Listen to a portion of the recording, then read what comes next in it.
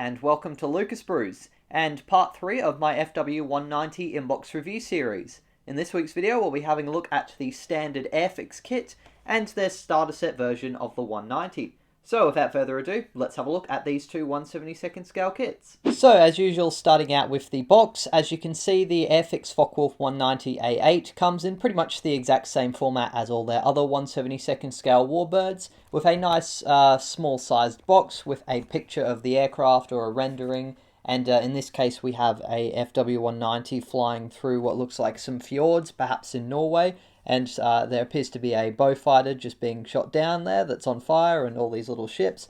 So it's quite a nice, pretty little picturesque scene with the mountains and the aircraft flying through the clouds. Then we have the usual Airfix titles in the corner and on the top here. And we've got a picture here showing the markings included. And as with most of their smaller kits, you only have one included.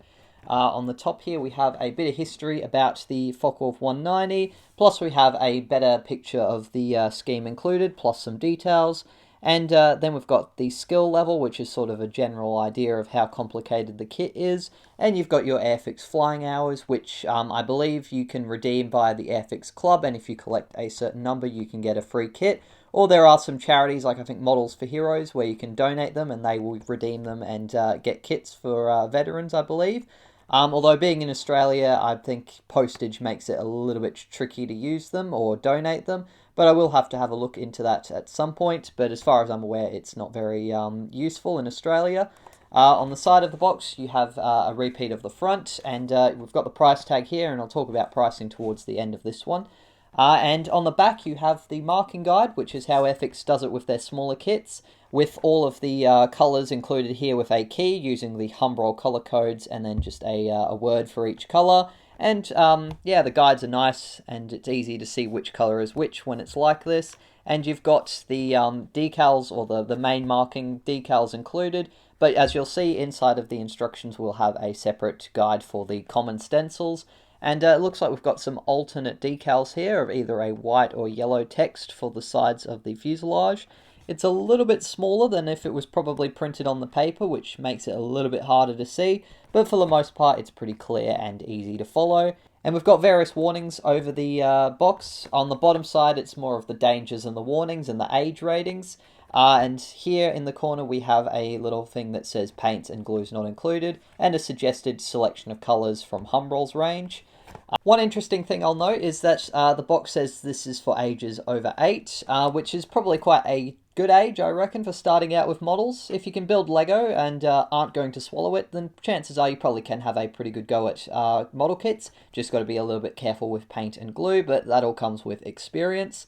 All the other kits, I think the Tamiya one didn't actually have an age rating, but I do recall the Eduard one having one of 14+, which I thought might be a little bit on the old side, but Eduard kits can often be a lot more complex than Airfix ones. So that's the box out of the way. As is usual with these Airfix kits, it's a side opener, and we can pull out the main plastic bag here, which contains all of the sprues, although as you can see the clear parts in there are in their own bag, which is good as it helps to protect them. Then we've got our instructions, and usually inside of those you'll have the decals, which I'll peel off here, and they have a little piece of paper there to protect them from a little bit of moisture or from possibly getting scratched. But anyways, we'll have a look at the instructions to sort of see how clearly laid out they are and what assembly is like for this kit, and then we'll move on to having a look at the plastic. So the instructions are in the same format that is quite typical with Airfix kits. You have the usual titles on the top and a little bit of a more detailed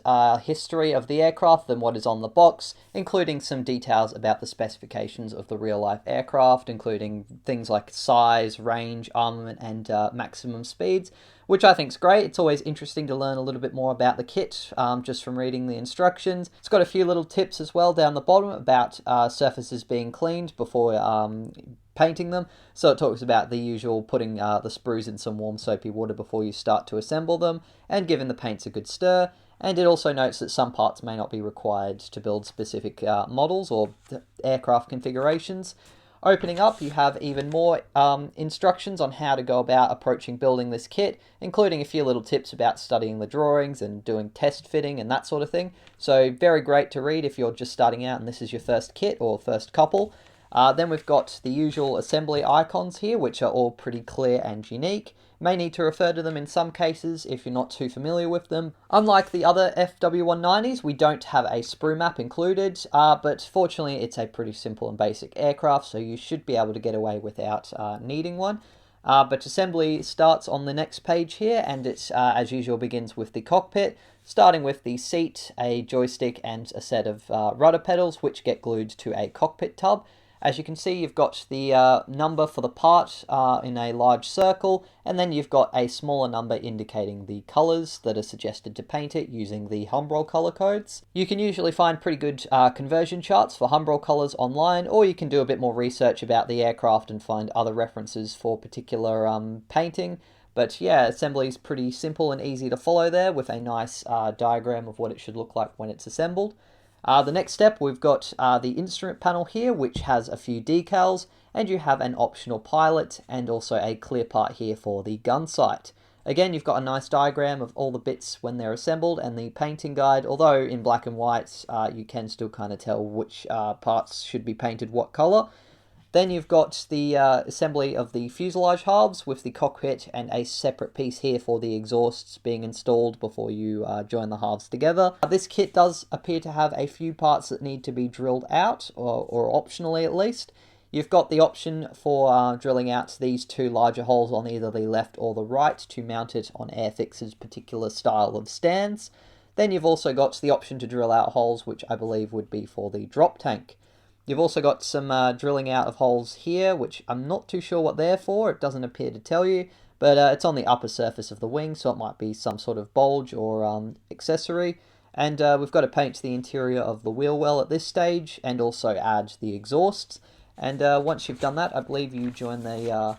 oh no, not doing that just yet. We're adding the top of the engine cowlings. So you have one piece here for the front section, and then a second one here with the machine guns and the bulges that house all the ammunition and parts for that.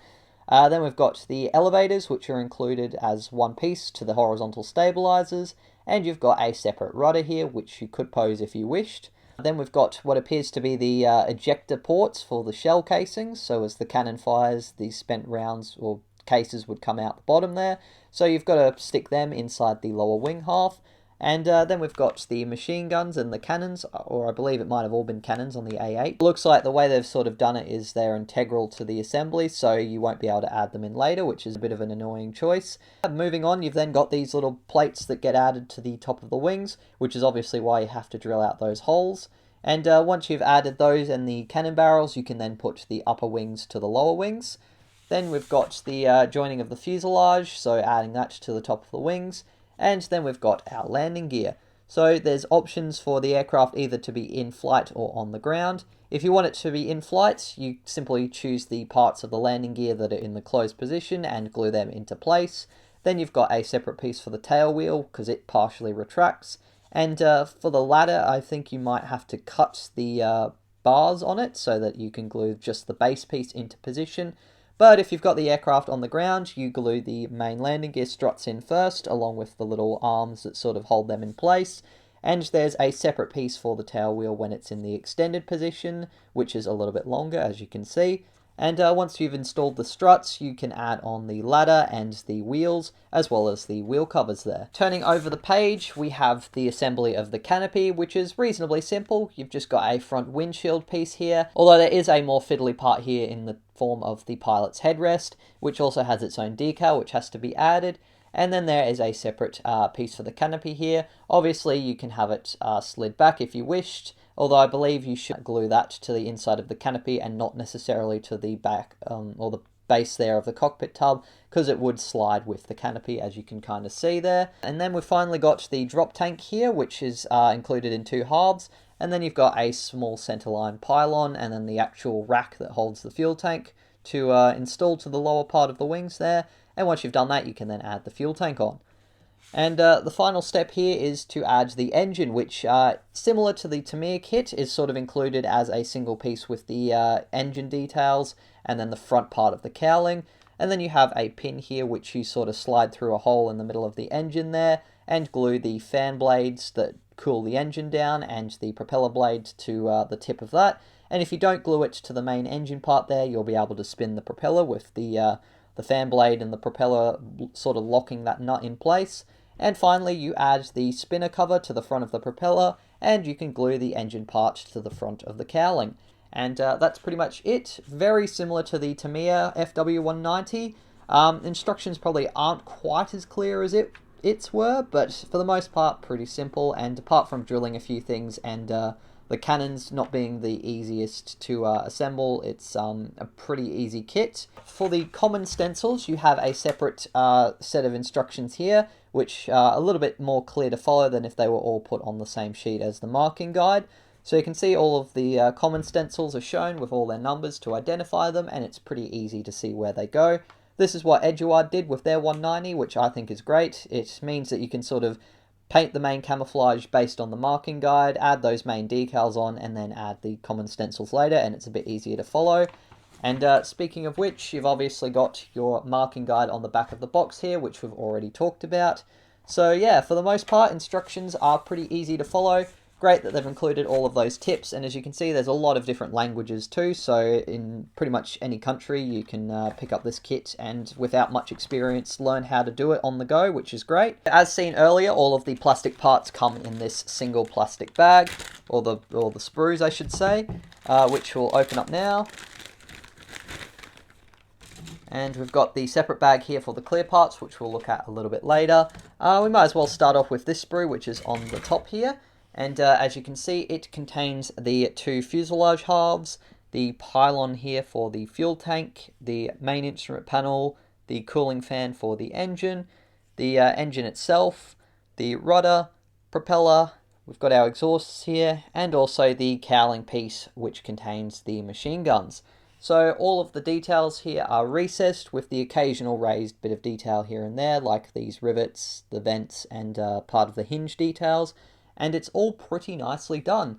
It's definitely not as detailed as the WWII's kit with all of its riveting details, and maybe it's a little bit less clear and strong like on the Tamiya kit. There are a few areas, like I can see there's a bit here which looks like some flashing and a few little imperfections here and there, but for the most part the quality is pretty good, and the plastic has quite a nice flexibleness to it and is quite soft and pretty easy to cut and sand. The exhausts here are pretty basic, but they won't be super visible. They're sort of just barely going to kind of stick out of that vent piece there. The cowling piece here looks pretty nice. Maybe not the best way of representing machine guns in this hobby, but obviously for plastic ones they're pretty decent. And you've got some nice detail on the bulges there, and recessed details for the hatches that would be opened up to access the cannons or machine guns there. Propeller looks pretty good as well. Usually have to be a bit careful of any flash or seam lines on them, but for the most part these look pretty good, although I think there is a little bit of a hairline kind of scratch, but it shouldn't be too visible on the propeller blade there. Our rudder looks pretty good. I believe some people comment that the fabric texturing is a bit exaggerated, but to me it looks pretty decent, and obviously some things aren't going to be perfect in this scale because of how small it is, but for the most part pretty cleanly molded and looks quite good. Our engine details are pretty basic as well, but you really won't see too much of that behind the cooling fan, although there is a rather nasty bit of flash in the middle there which will have to get cleaned up, so that is a little bit annoying. Instrument panel, nothing too much there, it's sort of just basic and flat, so the decals will go onto them. Center pylon looks good as well. There are a few, as you can see, those sort of raised circles there, which are like the ejector pin markings from when the mold was made. They're raised up, so you might want to sand those so that they're nice and smooth before adding them to the wings. And as you can see, there's a little bit of detail for the inside of the aircraft cockpit, and a few ejector pin marks, although fortunately those circles are all in invisible spots. And you've also got some nice guide pins here to help line up the fuselage halves, which is always great. And there's a few little frames or bits of keying to sort of help you line up the tail wheel. Bit there for the cockpit, and you've got one here for the exhausts. So all pretty well designed, apart from the flashing being a little bit annoying in certain places and a few ejector pin marks which may have to be removed. The engineering on this kit and the quality of the mold looks pretty good.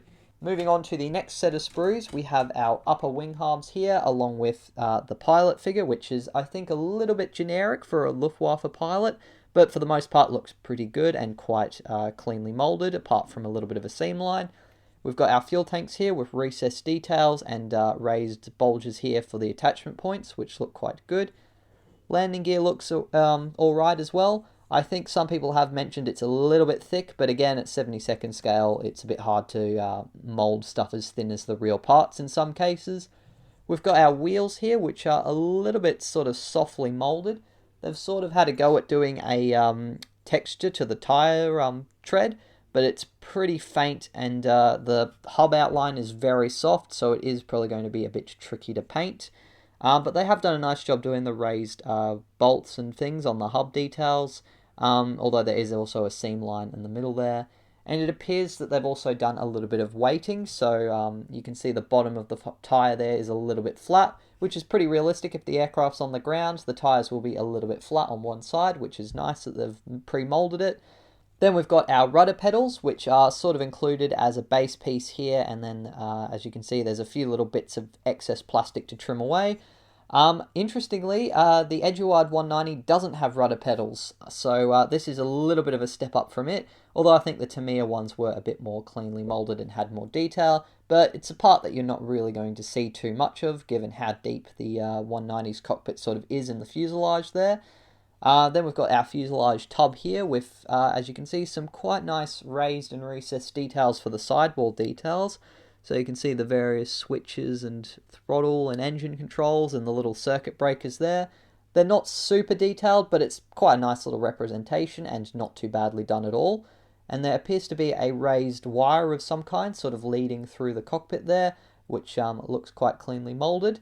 And some very nice and very crisp detail here for the rear canopy section, which looks great.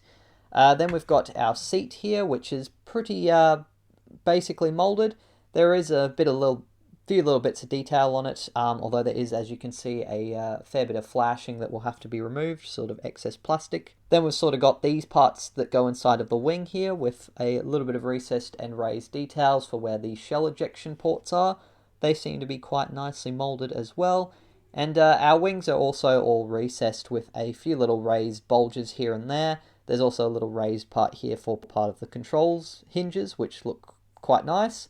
And on the inside, we have some very nicely done raised and recessed details for the inside of the wheel well, which is quite nicely done. There's a few little holes here to help line up the cannons, and the pitot tube is molded to the wings, which you'll have to be very careful of. It's a very fine, fragile part, which can be easily broken off.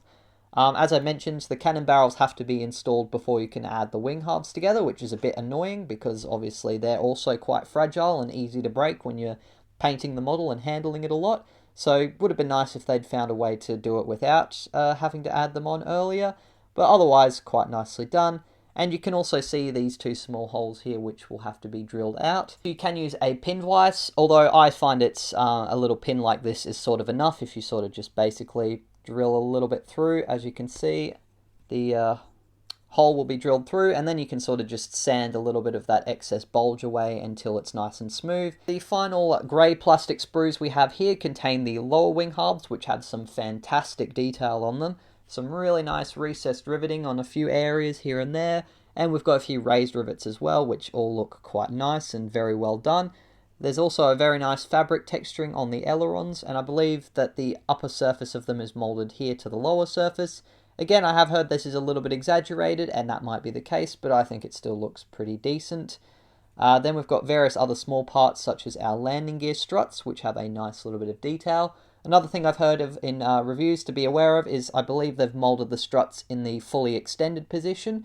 Usually on the ground, if the aircraft's got a bit of weight, it will sort of slightly compress them, so you may want to cut them and modify them a little bit if you want to be super accurate and detailed, but for the most part they're still pretty good. And as you can see, they've also got a particular shape to their keying to help line up the wheels. So it's a little bit of an oval kind of shape, so you can make sure that you line the wheels up so that the weighted side will be on the ground, which is very nicely engineered. Then we've got various other parts here, such as the spinner here for the propeller. We've got the pilot's headrest, which looks quite nicely done. We've got the exhausts that go on the inside here, just there. This looks like our control column there with a little bit of recessed and raised details for the joystick, the various little buttons and the base there of the controls. This, I believe, is our step ladder, which you glue to the lower part of the fuselage if it's on the ground, or if you've got the aircraft in the air, you just sort of trim away and just use that base piece there. Here we've got our cannon barrels. As you can see, they're structurally integral, or they have to be installed basically before the wing halves are joined, as I've mentioned.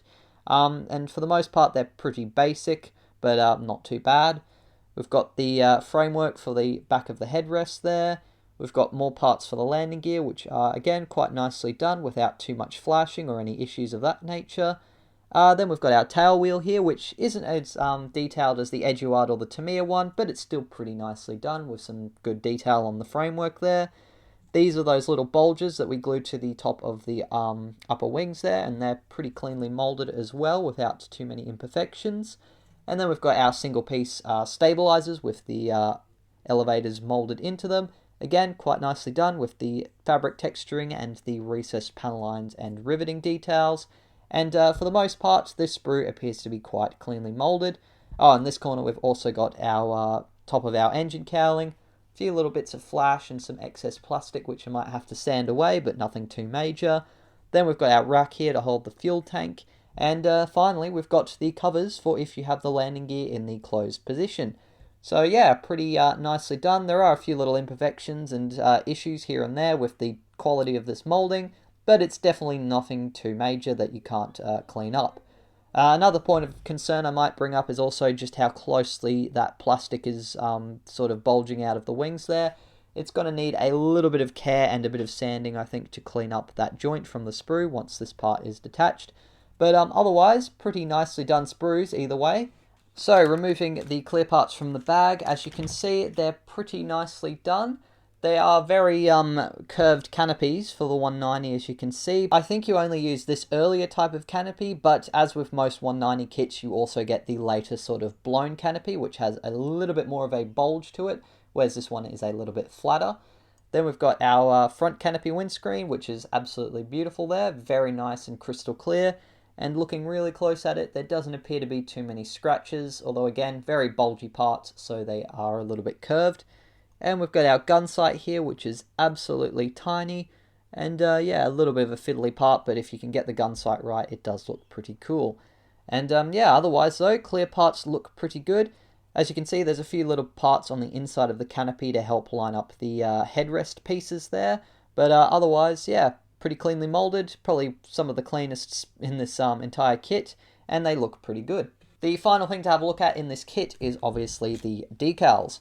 So we've got only one set of markings, which is a little bit of a shame. It would have been nice if we had two included, but that's pretty typical for Airfix's smaller kits. You usually just get the one.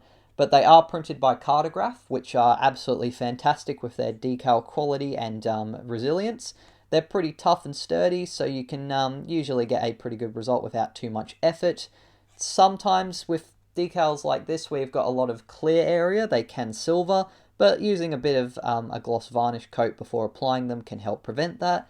Otherwise though, pretty great decals, and as you can see, all of the common stencils are included, and they're pretty amazing. So that pretty much wraps up our look at the Airfix Focke-Wulf 190 A-8, although I do have a second version of this kit, although it is not a pristine brand new one like this one, but is an example of the starter set kit. And it's pretty much identical. You get the exact same plastic parts, which, as you can see, same number of sprues, although I have obviously opened this kit up previously. Clear parts are exactly the same, although I have borrowed the blown canopy from this one for another FW190 I was fixing up. The main difference with this kit is you get 4 acrylic paints, a paintbrush, and some poly cement. So unfortunately I don't have those because obviously I got this kit a little while ago, but they would have come in like a sort of plastic packaging here. The instructions in this kit are also pretty much exactly the same. You've got the same sort of history and the dimensions, although this is a bit of an older print I believe, so it's a little bit of a different layout. Although one difference is that you don't get any of the common stencils, you just get a single set for markings. In this particular kit, it is of Brown 6, which I believe is, yeah, from Jagerswaarde 26 in Belgium. So a bit of a simpler amount of decals with less detail, but much easier to manage if you're a beginner. And as you can see, you've only got 4 colors listed in the color guide, which is a little bit simplified. There are a lot of extra details that you could paint using various other colors, such as bits for the landing gear with silver and interior colors. So these 4 colors would have been included, and they come in these sort of little plastic tubs like this. Now, the paints are Humbrol and they're acrylic, which means they're water-based, and they're pretty decent. Although I have found, in my experience, both buying these kits and also when I worked in a hobby shop selling them, sometimes you'd open up the paints and they would be dry, but usually they're sort of a little bit tricky to open. You sort of get your fingernail in there. But usually they're a little bit of a weird color, but if you give them a good mix, like so, you'll eventually end up with the correct color, and you can put them on a piece of paper and then mix a little bit of water in there and they'll be nice and thin. So obviously there are limitations with those paints. The glue itself is a little bit tricky to use since it's just out of a bottle, so there's no metal applicator or a brush like on the Tamiya extra thin paints, glues. So it is a little bit harder to apply them, although you can use a cocktail stick or just cut a piece of sprue off to use as a way of applying it onto the plastic with a little bit more precision. And the brush is sort of a mid-range one, okay for the camouflage, but a little bit hard for painting details such as the tires and in the cockpit. So although the paints and the glue and the brush have their limitations, if you're just starting out and don't have many paints or any glue, or even if this is just your first ever kit, this is a pretty brilliant one to go with. It's a bit cheaper than trying to buy all of the paints separately, and you've got all you need really to make a nice basic model to start with, and you can always develop your skills and buy more products later if you build this one and decide you want to do more of it. So great for beginners and people starting out, maybe less useful for more advanced modelers, seeing as you have less decals, and the only difference really is different schemes and those paints, but still can be quite useful, and it is a bit of a cheaper way of starting out with the hobby, just grabbing something off the shelf that you can easily build without too much extra stuff. So that's a very detailed look at the Airfix Fw190 A8, as well as a bit of a guide on what the starter set includes and a bit of a discussion about whether it's good or not.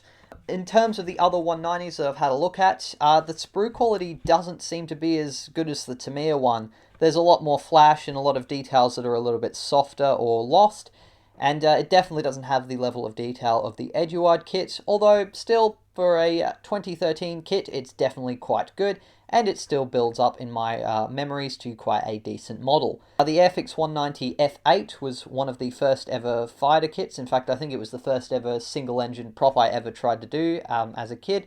And although it didn't turn out great, it was still a lot of fun, and I do have quite fond memories of this kit, and have built it once or twice since, and I'm looking forward to doing these ones as well. Don't know if I'll build one of these schemes that are included, just because I think they are a little bit bland, and I am more tempted by some of the ones included in WWII's kits. Obviously, though, you can also get aftermarket decals, or pretty much do whatever you want, because, I mean, it's your model. If you want to put different decals on it, who the hell is going to stop you? I should also mention that this particular one, I believe, was the 2019 release, which had different decals. The original one had slightly more eye-catching ones with a snake sort of going along the length of the fuselage, but again it was pretty much finished in the same sort of standard RLM 74, 75 and 76 that Germany was using on its fighters towards the mid and later parts of the war. And finally, I would like to mention pricing. So I do believe that they have noticeably gone up a bit in the last 10 years or so. I think when I was younger you could usually pick one of these up for about $15, and now they're sort of around the 20 to 15 as well, some places, but yeah, usually a bit closer to 20. And the starter sets, I believe, are usually around about 25 to 30, so a bit more expensive, but you do get the paints and the glues out of the box, which is great. With Airfix's re-releases, I have noticed the prices have gone even closer to 25 for some of their single engine fighters, just like this. So it would be nice if they could keep the price down a bit, but I guess it is a bit tricky shipping it all the way out to Australia. I think this price that I paid, around 20, is pretty decent for this kit. Although, obviously, if it starts to go up much further, though, I think it wouldn't be as good of a deal as the WWII one, which is about 25 and has a lot more detail and a lot more options. But if you're a beginner, pretty decent kit, instructions pretty clear.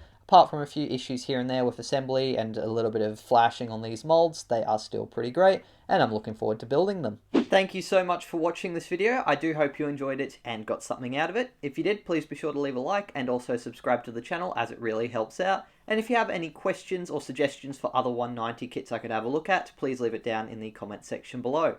And a massive shout out to my wonderful patrons for helping me to fund not only buying these kits and making these videos, but also to help fund the products I use when I make them and with the animations that I plan to do with a lot of them. I have had people suggest I have a look at the Hasegawa and the Academy 190s, both the A and D variants, so I'll be keeping my eyes out for those kits, and if I can find some for a decent price in Australia, then I will grab them and do a video on them. At this stage though, I've only got the IBG 190D to have a look at, which will hopefully be next week's video, all going well. But otherwise, thanks again for watching, and until the next video, as always, take care and model on.